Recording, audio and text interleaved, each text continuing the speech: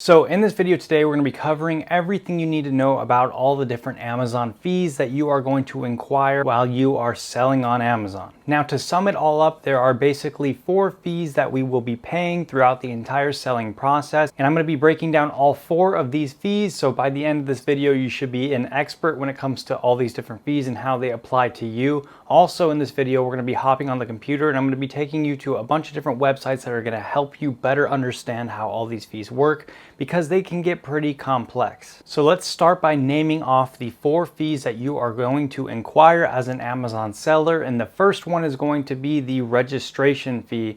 And this is the basic fee that you're going to pay on a month-to-month basis if you have a professional Amazon seller account. So this is going to be $39.99 a month, every single month, as long as you have a professional selling plan. There is also another plan option that you can go with called the individual seller plan, and this one is going to be totally free on a month-to-month basis, so you're not going to have a fee if you have the individual seller plan, but in return they are going to take 99 cents from every product you sell. So ultimately, if you sell 40 products a month, the professional seller plan is going to be a better option for you, and if you sell less than 40 products a month, then the individual seller plan will be better for you. If you're watching this video and taking my course, then eventually you're going to need to have the professional seller plan, because you should definitely be planning on selling a lot more than 40 products. But to start, if you want to cut your costs and save some money, you can go with that individual seller plan and then upgrade when you're ready. Now, the second fee that you're going to inquire as an Amazon seller is going to be something called the referral fee.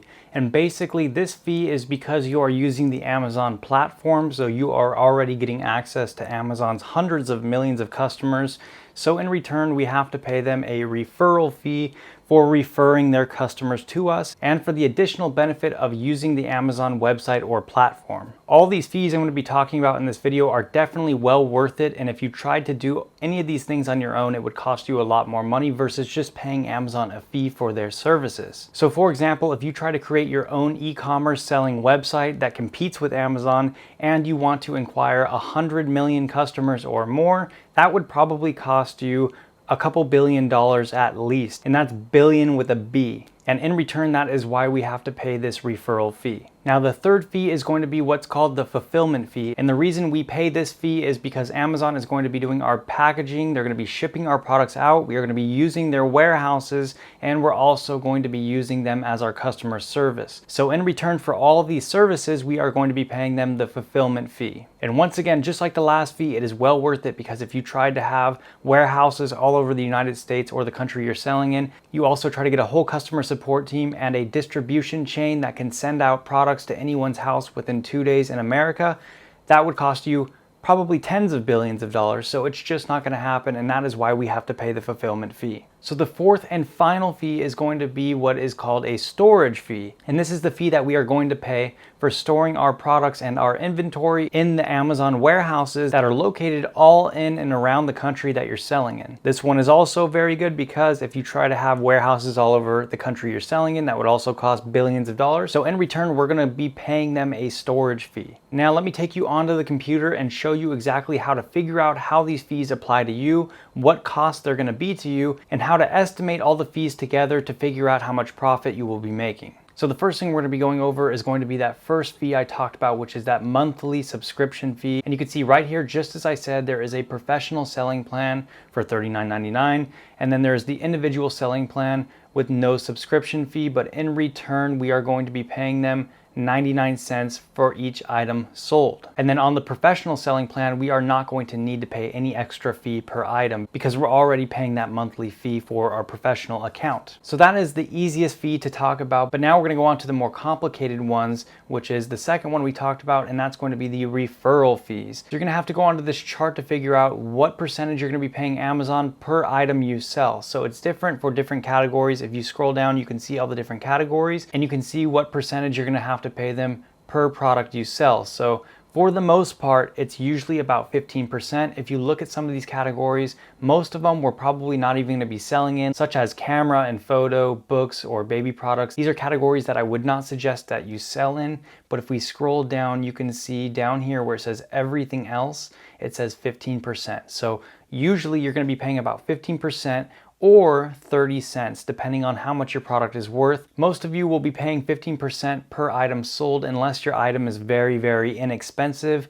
Then the bare minimum would be 30 cents. So it's whichever comes first, 30 cents or 15%. So for example, if your product is $1, then 15% of $1 would only be 15 cents. So in that situation, you would have to pay the bare minimum, which would be the 30 cents. But in this course, I tell you not to sell products that are $1, so don't even worry about that. All of you are pretty much going to be in the 15% category, but you should definitely double check this website because you may be in a lower category or possibly a higher category. And all these websites that I'm going to go over right now are all going to be in the course resources for you guys to check out on your own when you're trying to apply this to your product. Okay, so the referral fee was not too hard to figure out. That's probably the second easiest fee to figure out, but now we are getting on to one of the harder ones, and that is going to be the fulfillment fee. And to find out our fulfillment fee, we first have to figure out what product size tier our product is in. So on this page I have pulled up right here, it will show you exactly what tier your product is in. There are a few different options. So there is usually a standard size or an oversized, and then in those sections there are subsections.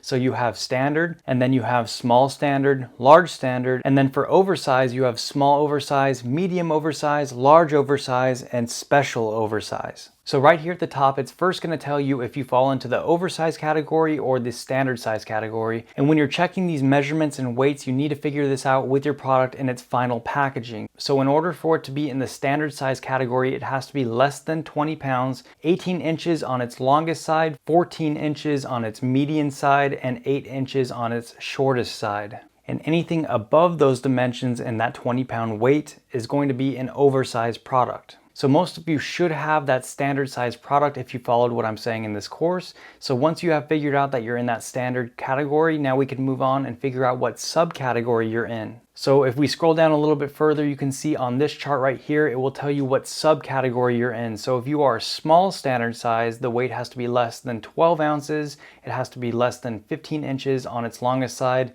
12 inches on its median side, and 0.75 inches on its shortest side. And you guys can read the rest and you can pretty much figure it out from there. So most of you should have a small standard size product or a large standard size product. And once again, I will have the links to all these pages in the resources. So first figure out what size tier category you're in, and then we can go to this next website and it will tell you what fees you're going to be paying. So for the fulfillment fee, once you figure out what tier size you're in, you can see this one is for non-apparel items, which should be you because I don't teach how to sell clothing and most of you probably aren't selling clothing. So you can see right here, if you are in that small standard size, which is 10 ounces or less, you're going to be paying a fulfillment fee of $2.50 per unit you sell. And there's also another subcategory of a small standard size, which is 10 to 16 ounces, and then you'll be paying $2.63. And remember, Amazon can and will probably change these fees on a month-to-month basis or a year-to-year basis. So double check, don't just look at what's on the computer right now. Make sure you actually visit the website and figure out what it is currently when you're watching this video. Also, this website has some pretty good examples if you want to read through them or if you're confused. And then here we go for the oversized. So this will be both apparel and non-apparel. You can see the different fees here.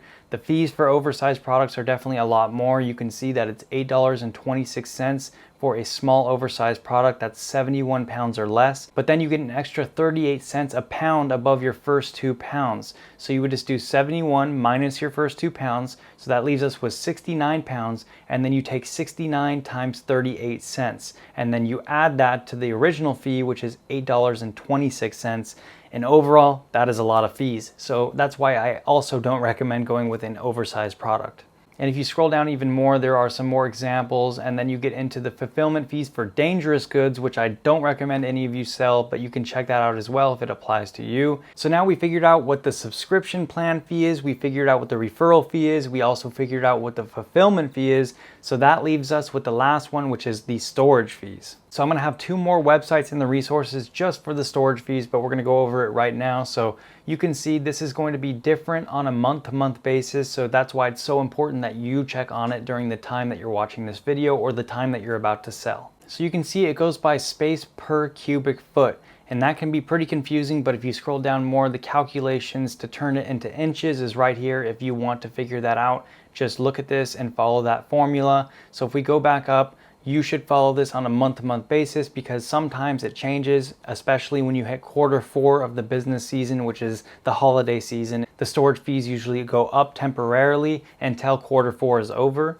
And then you can see below that, if you have a dangerous good that you're selling, it also is going to be a little bit heftier of a fee. Now also with storage fees, if you leave your inventory in the warehouse for too long, then Amazon will increase your storage fee because your inventory is sitting there and not selling. So this is going to be a different page that's going to show you what the FBA long-term storage fees are if your product is sitting for longer than 365 days. So the goal would be to never inquire a long-term storage fee. Now, if we scroll down, it tells you how to avoid long-term storage fees, and it says you can submit a removal order, meaning you can send your inventory back to yourself. And if you want to, you can send it back in, so it will restart your storage fees. But hopefully this would never happen, because if you listen to everything correctly, then your product should sell fine and you won't ever have to inquire long-term storage fees. Now, if you do want to avoid a long-term storage fee, then this is another page that will help you figure out what the fee is to send your inventory back to yourself.